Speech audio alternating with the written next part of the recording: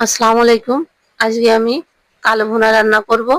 কালো ভুনা রান্না করার জন্য আমি প্রথমে দিয়ে দিচ্ছি লবণ, 1 কাপ পেঁয়াজের বেরেস্তা, কাঁচা পেঁয়াজ কিছুটা, রসুনের কোয়াও দিয়ে দিচ্ছি কয়েক টুকরা, আর দিয়েছি শুকনো মশলা, তেজপাতা, দারুচিনি, এলাচ, লবঙ্গ, গোলমরিচ আর কিছু জিরা, আর দিয়ে দিচ্ছি হলুদ পরিমাণ মতো, আর এখানে দিয়ে দিচ্ছি ধনিয়া গুঁড়া, দিয়ে দিচ্ছি শুকনো মরিচ,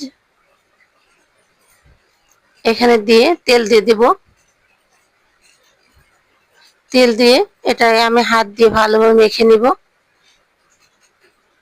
মেখে নিয়ে এইটা অবশ্যই আঁচ কমিয়ে রান্না করতে হবে।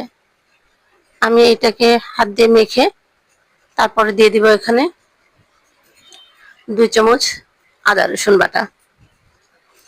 আদা রসুন বাটাটা দিয়েও আমি ভালোভাবে খুন্তি দিয়ে মিশিয়ে নিব।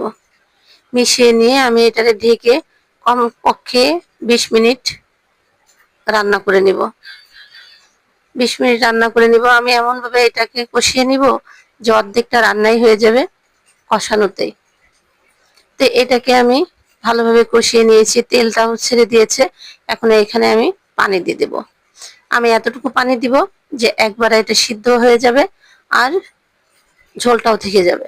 তো এখন আমি এখানে পানি দিয়ে নাড়া দিয়ে এটাকে ঢেকে রাখবো।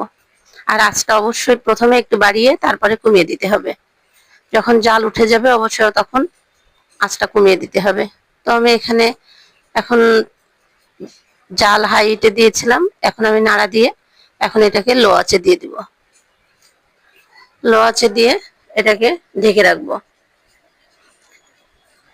ঢেকে রেখে এখন আমি তুলে নিয়েছি।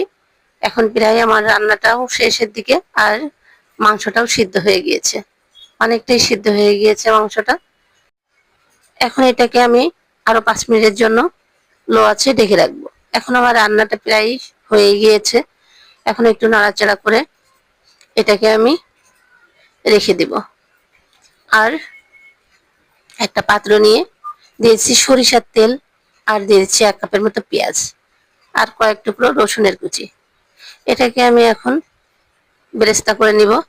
নিয়ে এখন রান্না এই মাংসের ভিতর দিয়ে দেব। দিয়ে একটু নাড়াচাড়া করে নিব, মাংসটার ভিতরে ভালোভাবে যাতে মিশে যায়, এভাবে নাড়াচাড়া দিয়ে। এখন এখানে আমি দিয়ে দিব শুকনা মশলা। আমি এখানে ভেজে নিয়েছি দারুচিনি, এলাচ, লবঙ্গ, কিছু কালো গোলমরিচ দিয়ে আমি তার উপরে দিয়ে দিয়েছি। আমার রান্নাটাও শেষ হয়ে গিয়েছে। তো আমার রান্নাটা ভালো লাগলে অবশ্যই সাবস্ক্রাইব করবেন, লাইক ও কমেন্ট করে সাথেই থাকবেন।